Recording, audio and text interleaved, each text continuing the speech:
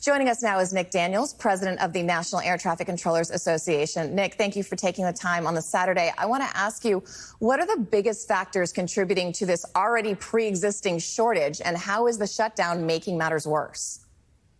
Well, thanks for having me.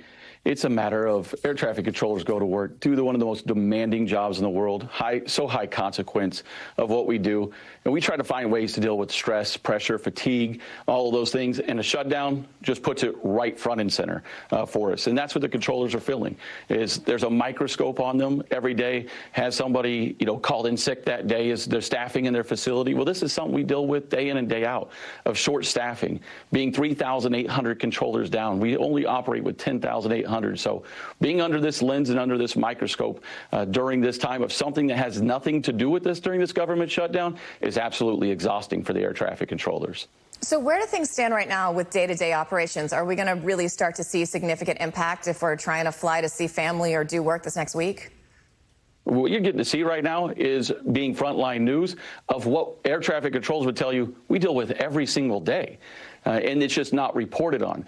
DCA, for example, here in Washington, D.C., they had staffing the other day that was reported in the media. It had been 62 times that they had been at that staffing or even lower beforehand. Yet now, because it's thrust into the spotlight, we're finally getting to shine focus on why it's so important that we not only, continue hiring and training the next generation of air traffic controllers, but we fix the system today. And this shutdown does nothing but prolong it. And that's why you're going to hear the frustration grow and air traffic controllers say that this is actually building stress on them that they do not need.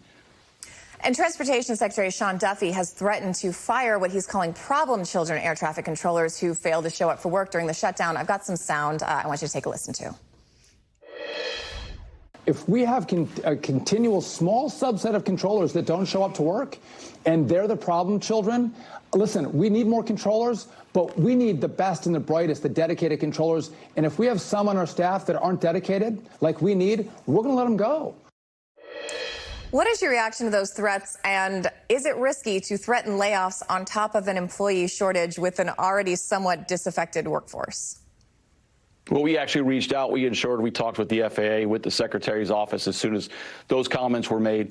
There are process and procedures if there is an inappropriate use of sick leave or anything associated with that. The agency, the FAA being the agency, knows the process to go through and can actually enact those types of things. But day in and day out, air traffic controllers have a stringent medical requirement that if I even take Benadryl, I can't report for duty.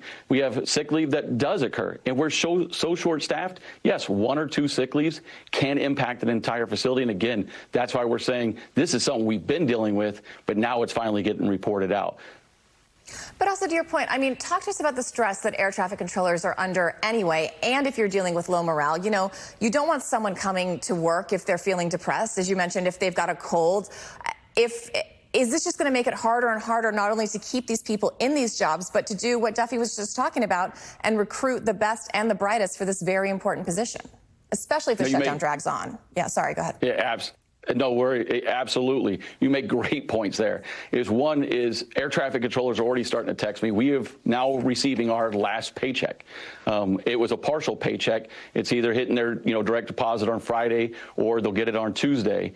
They're starting to text saying, okay, myself and my husband are air traffic controllers. We have 0 income for our family now and 2 children.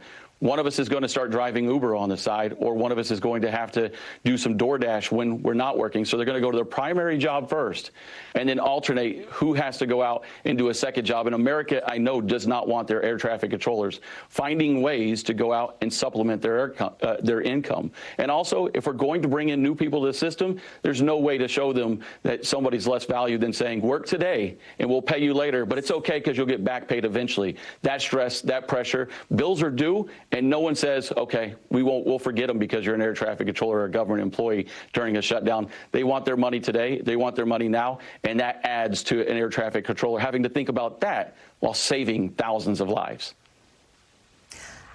At what point do you think this really starts to impact the system? At what point, as this drags on, do you think people will really start noticing? And at some point, is this going to impact safety? It has to, I would think.